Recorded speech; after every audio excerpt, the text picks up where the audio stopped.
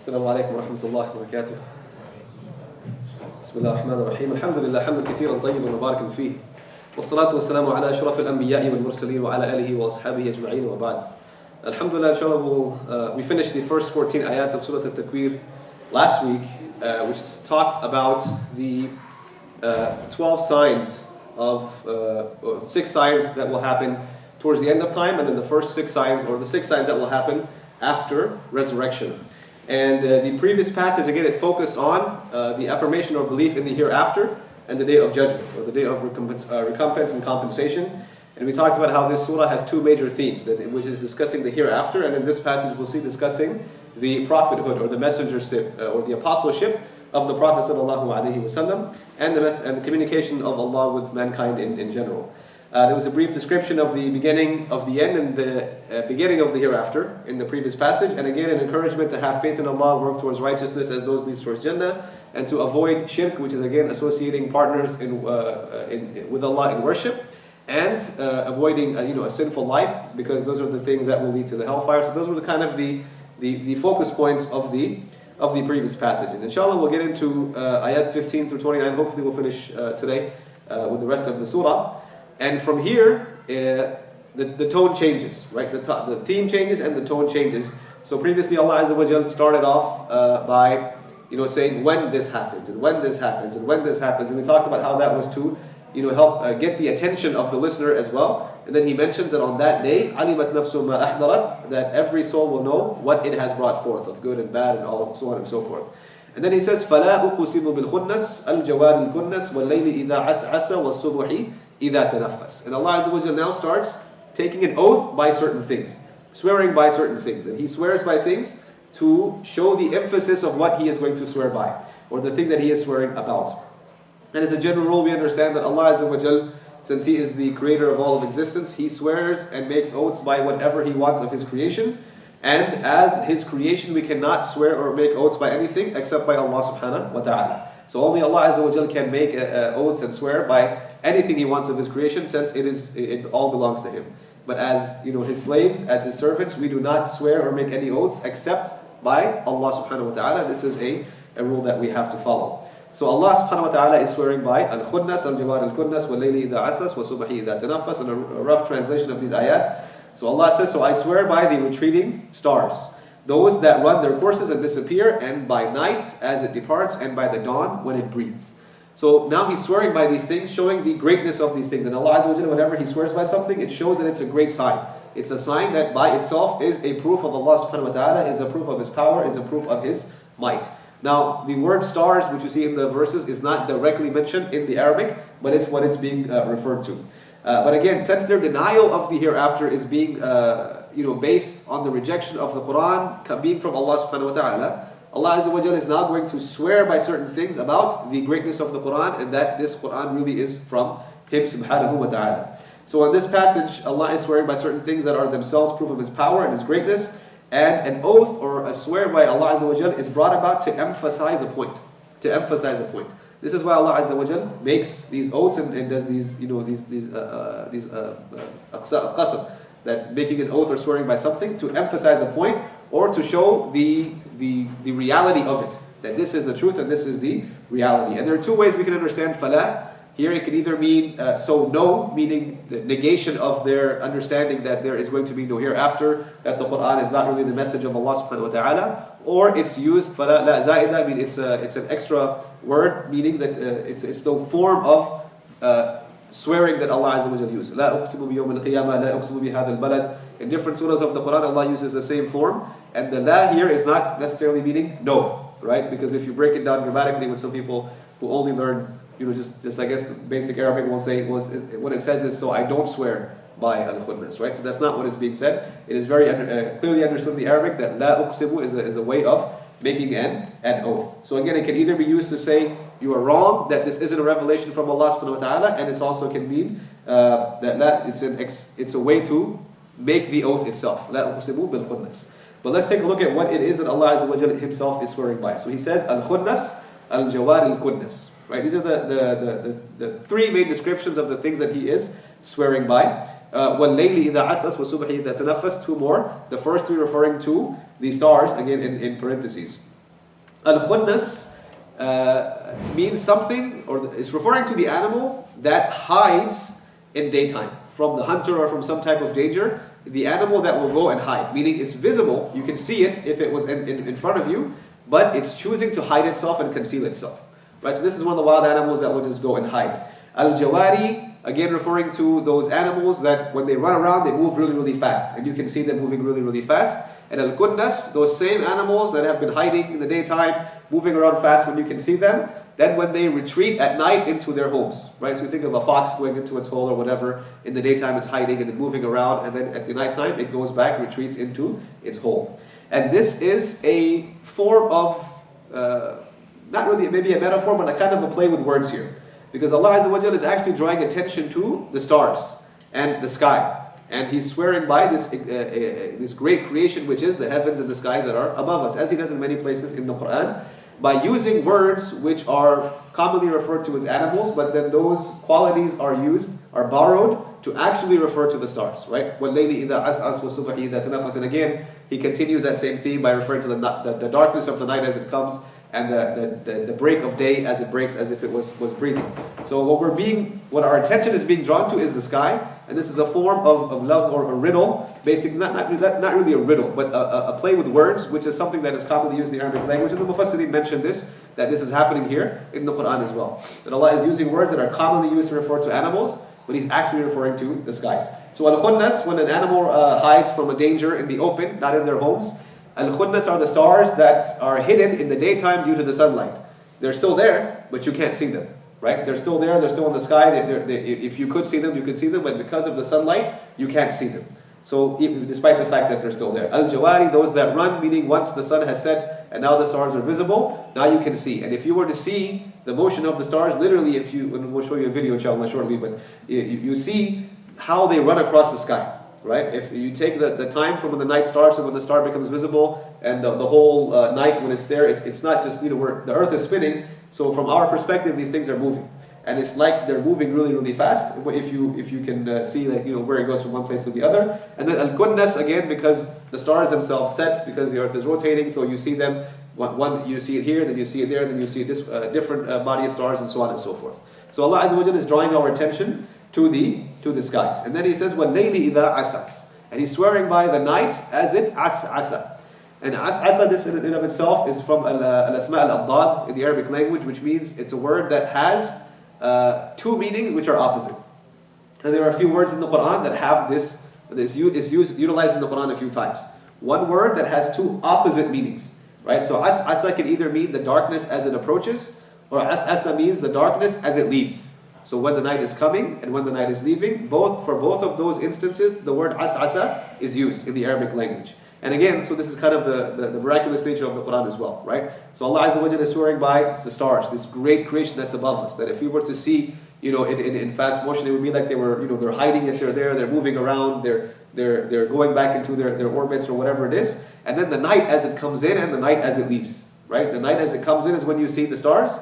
And then when the night leaves, that's when the next ayah makes sense. So وَالصُّبْحِ إِذَا تَنَفَّسْ. Then the morning as it breaks, the dawn as it breaks, and just as if it were breathing, right? إِذَا تَنَفَّسْ, as if it were breathing. So again, this is one of the literary, I'm not good with that word, the literary miracles of the Quran as well, is utilizing these words in such a beautiful fashion, right?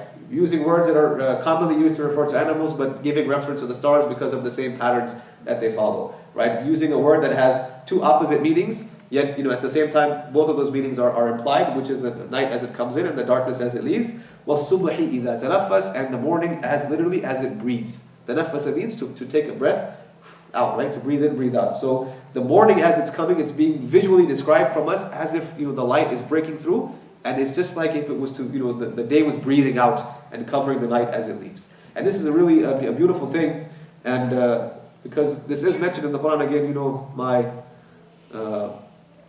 my way of doing things is whenever Allah subhanahu wa ta'ala mentions something in the Quran that we can see, we should take a look at it, and just for pondering for the sake of Allah subhanahu wa ta'ala. So this is actually a time lapse of the night and the stars, as you'll see, and then the sun as it rises up, and you'll see that it gets dark all of a sudden. And again, this is hours and hours and hours condensed into 1 minute. So things are moving fast. But notice just how when subhanAllah the daytime really breaks through, it is literally like it's like a breath that's happening. It's a really beautiful thing, and Allah Azza wa Jalla wants us to consider this because He's swearing by these great things. And again, from our perspective, it seems like the stars are moving, al-jawari. So they were there, now they become visible, they're al-jawari, then as the light comes again, or as they set, it becomes al-kunnas, meaning they go back to their points in their orbit.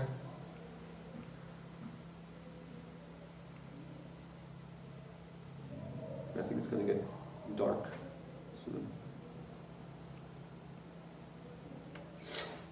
I believe this is over 12 hours.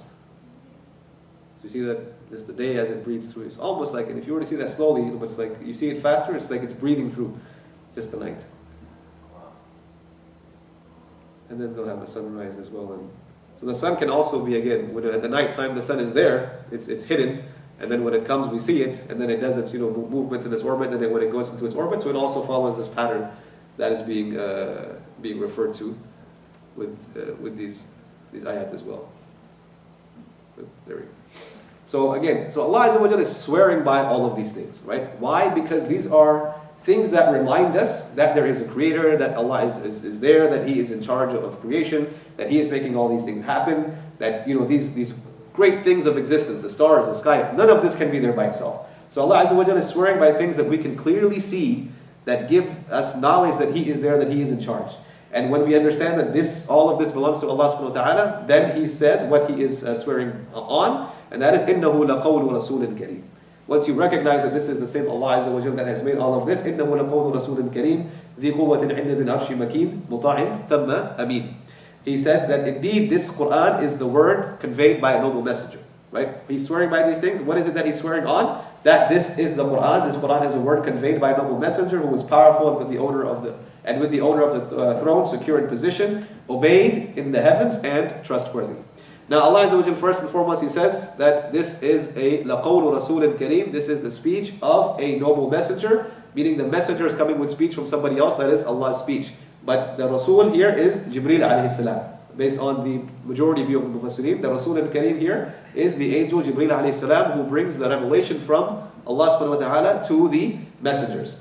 And so Allah is swearing by the previous mentioned scenes that the Quran is communicated through the angel Jibreel, who is then described with 5 major descriptions here in these ayat. He is ذِي قُوَّةٍ, meaning one of extreme, he's first of all Kareem, Rasulun Kareem, he's noble. Noble meaning invaluable, very, very precious to Allah subhanahu wa ta'ala. ذِي قُوَّةٍ, somebody with great amounts of power. And again, what this can mean is physically, literally, he has the power to perform tasks that we could not possibly imagine. And also metaphorically in the sense that he is also very, very firm and steadfast in the mission that is appointed to him, which is delivering the message to the messengers. He is عِدَّةِ الْعَرْشِ مَكِينٍ. Makeen means someone who has a high status, and his status is very stable with Allah subhanahu wa ta'ala. Now the Mufassirin, they also mentioned that why did Allah say ذِي قُوَّةٍ, one of power, and then He said عِدَّةِ الْعَرْشِ, with the owner of the throne, meaning Allah subhanahu wa ta'ala, Makeen. He is Makeen, meaning one of high status. Both of these characteristics are referring to the fact that this is because Allah Azza wa Jal has made it happen. This is Allah has made it happen. So instead of repeating or saying it in a way which is kind of imbalanced and not has very good literary value, Allah says it in a way where He puts Himself in the middle, because He's saying both of these qualities and characteristics exist because I have made Him this way. So He is powerful and has power to do certain things, and things that are maybe other angels can't do and that we can't imagine. Why? Because Allah has given Him that power, and He is Makeen because He has that status with Allah Azza wa Jal, because Allah is the one that has given Him that status. So this is why the two things are mentioned first, and Allah's name is mentioned in the middle, because Allah wants to point out that both of these things specifically are there because Allah Azza wa Jal Himself has granted Him these things.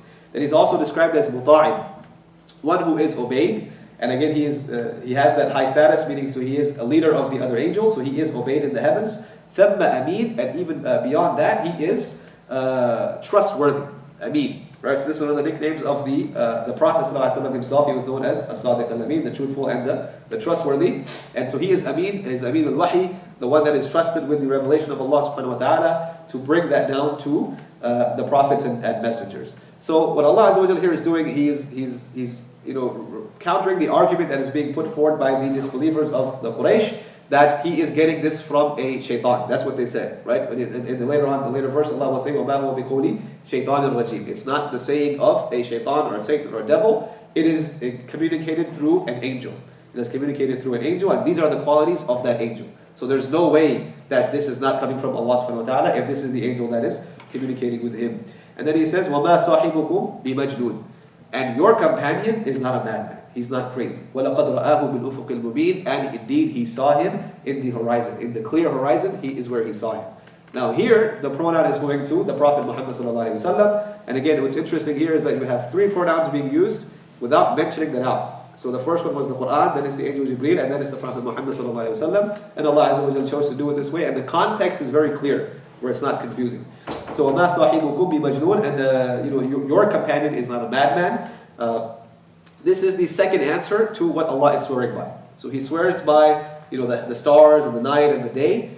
That the Quran is the saying of a noble messenger angel, and that the Prophet Muhammad sallallahu alaihi wasallam is not a madman. Right? So these are the two things that Allah Azza wa Jalla is swearing on. And sahib here, the word sahibukum, it means somebody that is with you, is your companion, you know very, very well. So Allah is not just telling them because they're blaming the Prophet of being a madman. He's not telling them, well, no, you're wrong, he's not a madman. What he's telling him is, you know very well, because this is your companion, this is somebody that's lived amongst you, this is somebody you trust. You know yourself that he is not a madman. وَمَا صَاحِبُكُمْ بِمَجْنُونَ. That's the main message that's being given. Allah is not basically countering a claim to make it. He's saying, you yourselves know very, very well, because this is your sahib, this is your companion, this is somebody who's been amongst you, who you live with, who you've seen all your lives. You know very well that he is not a madman. وَلَقَدْ رَآهُ بِالْأُفُقِ الْمُبِينِ. And he really did see him, meaning the angel Jibreel, in the clear horizon. And the Prophet ﷺ saw Jibreel alayhi salam a total of 2 times in his actual form, meaning his angelic form. The first one, which was when Surah Al-Mudaththir was revealed, after he had had that experience in the cave, then he was walking. It was called Fatratul Wahi, that time where there was no revelation. Then he saw the angel Jibreel alayhi salam in the sky, and he said like he was sitting on a throne or a chair that was he covered whatever was between the horizon and the sky, meaning he filled up the whole entire sky. And he saw him in his original form, and he described him as having 600 wings. And again, how that looks, we have no idea. The Prophet ﷺ saw it, and this is what he described. And he saw him again, وَلَقَدْ رَآهُ نَزْلَةً أُخْرَى عِنْدَ سِدْرَةِ الْمُنْتَهَى. He saw him again another time in his angelic form, and that was on the night of Al-Isra wal-Mi'raj, the night of the night journey from Mecca to Jerusalem, and then from Jerusalem to the heavens, where he was accompanied by the angel Jibreel alayhi salam. So he saw him 2 times in his angelic form. Right, in his angelic form. And the first time was when it was after the initial experience in the cave of Hira, then the cutting off of the revelation, because the surah came down before the Isra and Mi'raj took place. So it's talking about the fact that the Prophet told them, I saw the angel in the sky, this is what he looked like, and they made fun of him, they said he's a madman, he's crazy, so on and so forth. And Allah says, no, you know yourself he's not crazy, you know yourself he's not a madman. وَلَقَدْ رَآهُ بِالْأُفُقِ الْمُبِينِ. It's true, he saw him in the clear horizon. This is where he saw the angel Jibreel alayhi salam. And then it says, وَمَا هُوَ عَلَى الْغَيْبِ بِضَنِينَ وَمَا هُوَ بِقَوْلِ شَيْطَانٍ الرَّجِيمٍ فَأَيْنَ تَذْهَبُونَ. And he, sallallahu alayhi wa sallam, is not a withholder of knowledge of the unseen.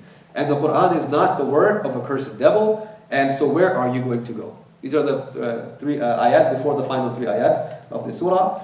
And Allah Azza wa Jalla says the Prophet is not over the ghaib, daneen. Right? Ghaib is again the things that are unseen, things that we cannot see. And included in that is the revelation. And the process of revelation, that the angel Jibreel alayhi salam comes down, communicates with the Prophet sallallahu, and we're not aware of what the revelation is, and where it is in the heavens, and how is it coming down. We just know it when it comes to the Prophet sallallahu. But the Prophet sallallahu himself, over the things that are unseen, is not dhaneen. And in another recitation of this ayah, dhaneen with a dha. And both of these words carry a meaning that is important here. The number one meaning is that he is not stingy or greedy, meaning he's not somebody that's going to conceal the revelation until he can get something of benefit out of you, right? He's not trying to get anything back for what he's doing, right? He's not getting any riches, he's not getting any wealth, he's not getting any status among you at all. Rather, he's facing more and more difficulties the more he does this. So he's not doing this for any worldly purpose, he's not stingy, he's not greedy, that he should withhold that knowledge, nor is he blameworthy of being a liar. right? So that's the word zalim, that he's not, you can't blame him for being, a liar, because again, he has no reason to be doing any of this. So he's not concealing the ghaib, he's not concealing the things that are unseen. Whatever comes to him, he communicates with you. And that is from Allah subhanahu wa ta'ala. وَمَا هُوَ بِقَوْلِ شَيْطَانٍ رَجِيمٍ. And it is not the word of a cursed devil, of a shaitan.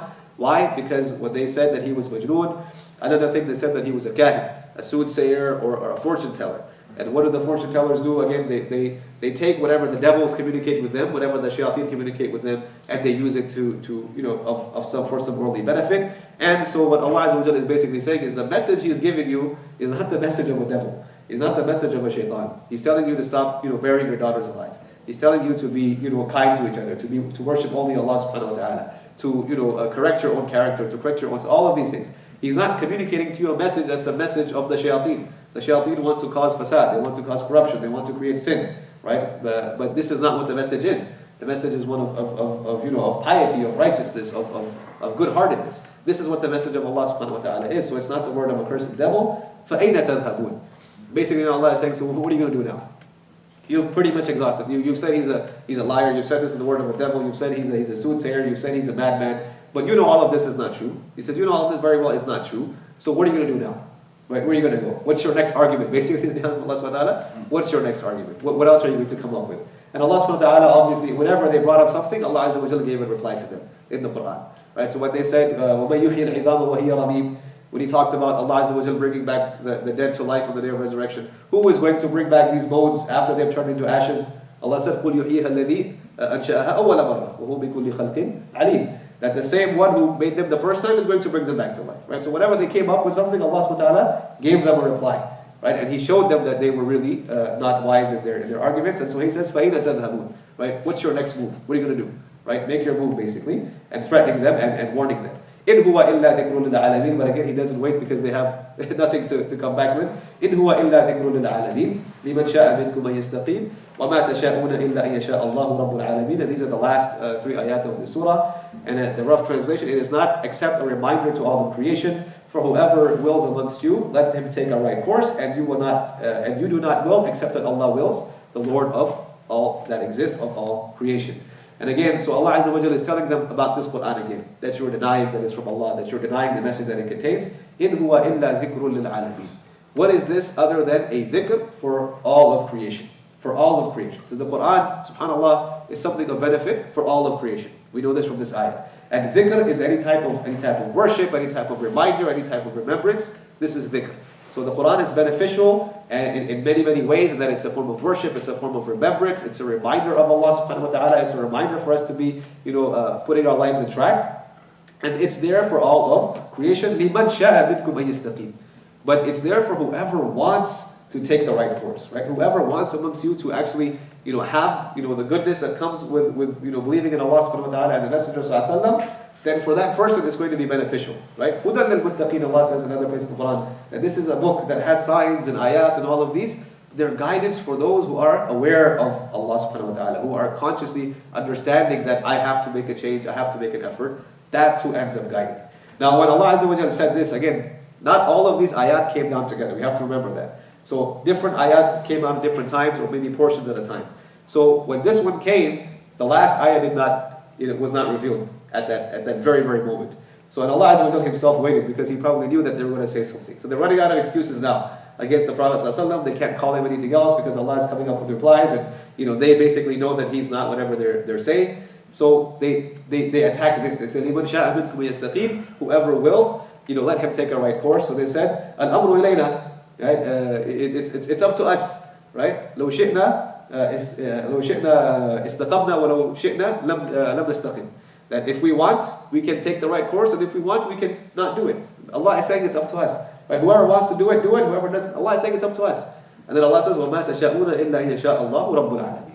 That you will never be able to do it unless Allah allows you to. Basically, you will never will something unless Allah has already willed it. Rabbul Alameen. Why? Because He is the master, the creator, the sustainer of everything that exists. Of everything that exists. And this is a concept that we have in our faith, of the decree of Allah Azza wa Jal, of the divine wisdom of Allah subhanahu wa ta'ala, of the fact that Allah Azza wa Jal is over all things capable, over all things competent, and over all things knowing. And the reality is that nothing happens except by the will of Allah subhanahu wa ta'ala. And we know that the question comes up, well, does Allah Azza wa Jal choose to misguide people? Right? Does He allow people to be misguided? Nothing happens except by the will of Allah subhanahu wa ta'ala. And the will of Allah subhanahu wa ta'ala is for a wise reason, it's for a just reason. Allah Azza wa Jal does not, wastefully let people go astray. He mentions this other ayat of the Quran. When we will study them, inshallah, we'll understand this in more depth. Right? And because of their rejection, Allah caused them to go astray. Because of what they did, Allah caused them to go astray. That's what He says in other places in the Quran. So Allah Azza wa Jal is the one that wills it, right? And He wills it with justice and knowledge and complete authority that He has over us. So basically He's telling them, they're saying, okay, well, it's really up to us. Allah says, no, even at that point, it's not up to you. You will not will anything unless it falls under the will of Allah subhanahu wa ta'ala. And that is the reality of the nature of who we are. We are creation. We are created by Allah subhanahu wa ta'ala. And this whole existence runs by the will of Allah Azza wa Jal. So nothing absolutely happens without the will of Allah subhanahu wa ta'ala. And with this, the surah finishes. And inshallah, next week we'll start the next surah with the hadith of the Prophet when he mentioned من سره وينظر إلى يوم القيامة فليقرأ إذا الشمس كورت وإذا السماء انفطرت وإذا السماء انشقت. The Prophet said, whoever wants to see the day of judgment, right? Whoever wants to see the day of judgment, let him read this surah, Surah Al-Takweer, Al-Infitar, and Al-Inshiqaq. Right? Let him read these three surahs, because the beginning of these three surahs, they describe things that will happen either on the last day or after the resurrection of mankind. So inshallah we'll stop here. Alhamdulillah, and if there are any questions or comments, inshallah we'll take this. Yes? How did the people know that it was Allah who said that? Because if they were already calling the Prophet Muhammad a liar, after he brings a new verse, aren't they just going to call him a liar even more?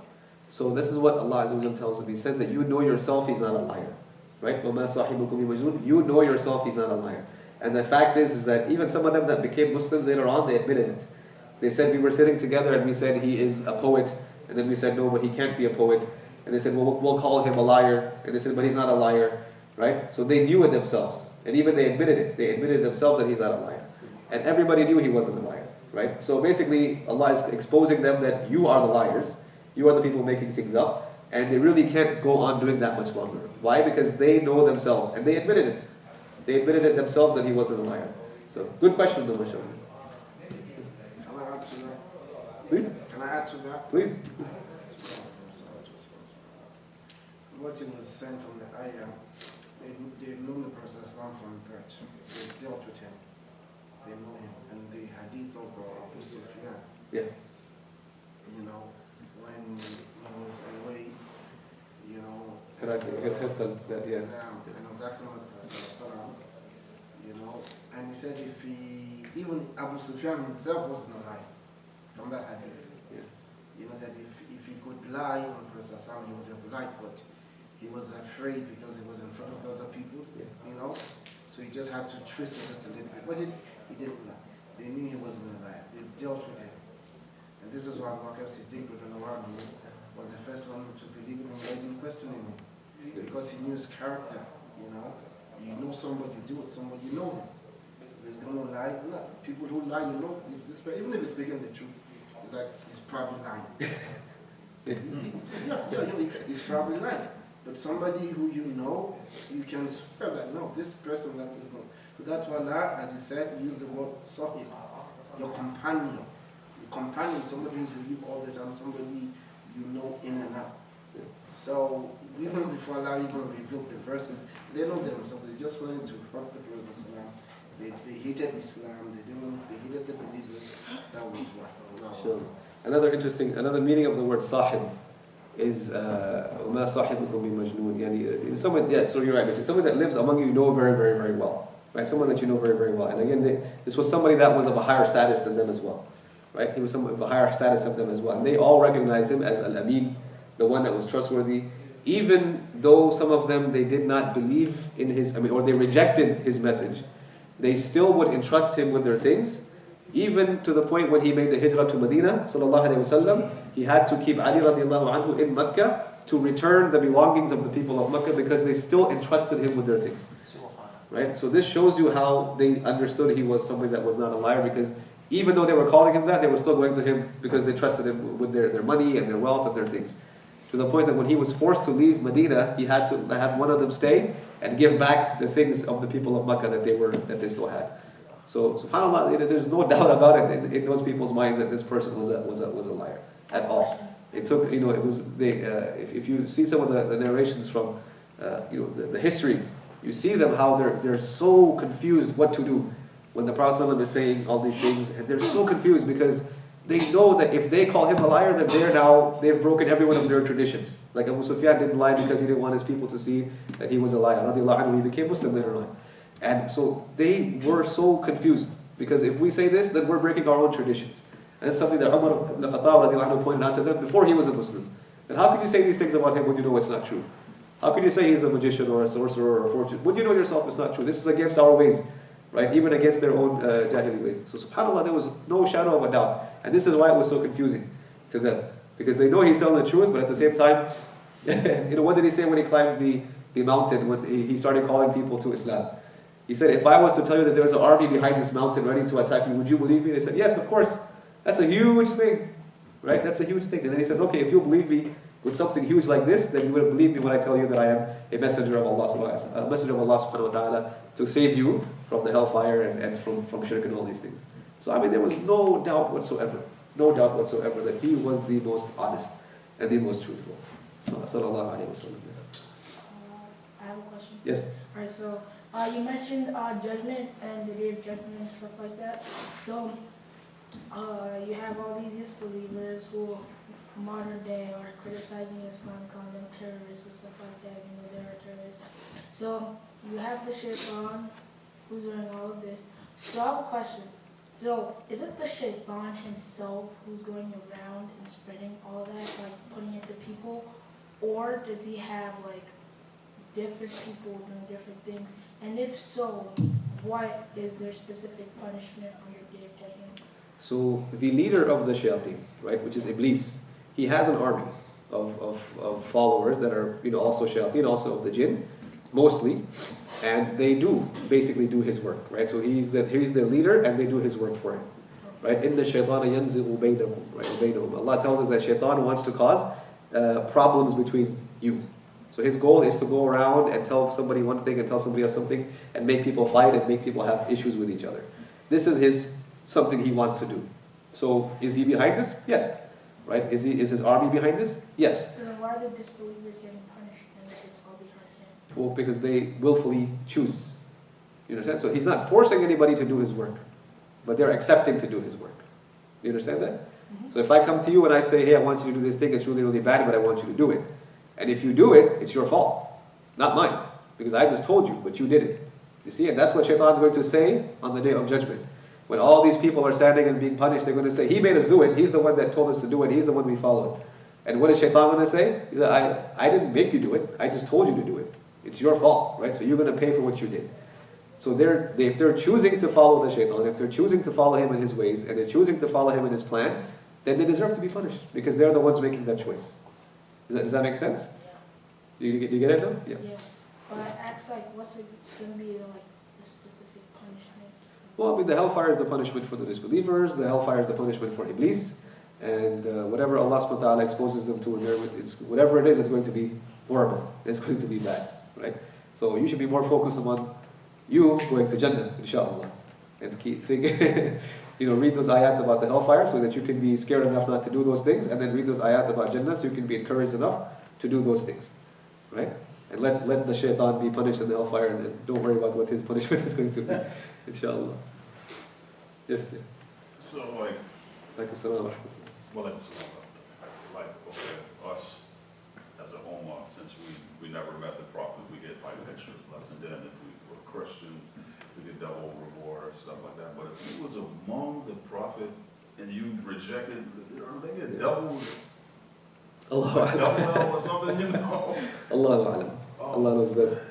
This is, you imagine if we think about this all the time sometimes. People come and say, if I lived in the time of the Prophet ﷺ, I would be such a better Muslim, right? Mm-hmm. But the fact that we believe in him and he, lived, hundreds and hundreds of years ago, subhanAllah, it's a good thing. But at the same time, rejection then is essentially the same as rejection now.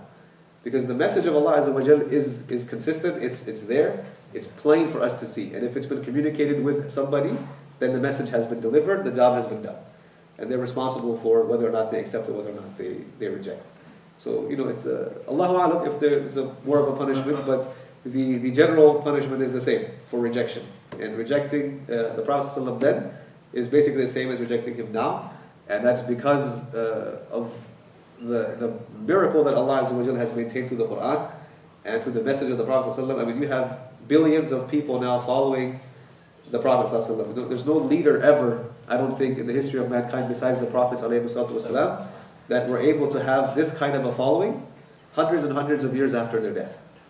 What kind of a leader came in this world and after he left this world had 1 billion followers or 2 billion followers or something, and more people accepting his leadership, had access to his message and his leadership, and could directly from him follow his example, right? Not going through other people. We have the hadith of the Prophet ﷺ, we have the Quran, the message of Allah subhanahu wa ta'ala. What other human being, what other leader in this world came in a fashion that after his death he had billions of followers and you could still access his teachings directly from him? So this is the miracle of Allah subhanahu wa ta'ala. And so rejection then is pretty much rejection now. Allah Azza wa Jalla help us, inshallah. Yes?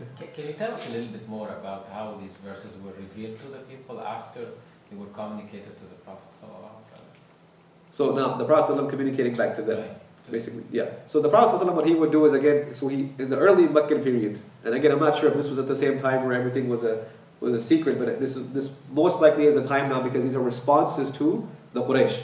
So now the da'wah had become public, and they were going out and they were actively inviting people to Islam. And so now when the accusations are being made against the Prophet ﷺ, Allah is coming to the defense of Rasulullah ﷺ. And so he declares these ayat, and he would go and he would read them in front of the Kaaba, and he would pray with them, and people would hear him at night praying. And sometimes they would even go to listen to him praying because he would pray in front of the Kaaba at night. So he was being open with these ayat. And we know the Islam of, or not this, before the Islam, or the story of Umar radiallahu anhu. He was listening to him recite Quran, and he said this has to be a poet, right? And then Allah Azza wa Jalla, he said the ayah of I forget which surah, but he said the ayah of the surah, وَمَا هُوَ بِقَوْلِ شَاعِرٍ, right? And this is not the saying of a poet, right? And then he thought to himself, whoa, that was strange. And then he kept listening, and then he said this has to be a soothsayer, a fortune teller, right? And then he read the surah, continued reading, and the next verse was وَمَا هُوَ بِقَوْلِ كَاهِنٍ, right? And this is not the saying of a fortune teller. And so that really shocked him, right? So I mean, they would go and they would listen to him. People would read the Quran and so on and so forth. And so this was openly communicated by the Prophet ﷺ himself, at least when he would read the Quran, and they would listen to it, or they would hear about it. That some of his students or whatever they're doing, and then they would hear about it because their own tribesmen were Muslims, and this is what they're telling them. So they would always, get the response, or hear these ayat, inshallah. Does he face even more of a danger if he's doing that out in the open? He was in a lot of danger, mashallah.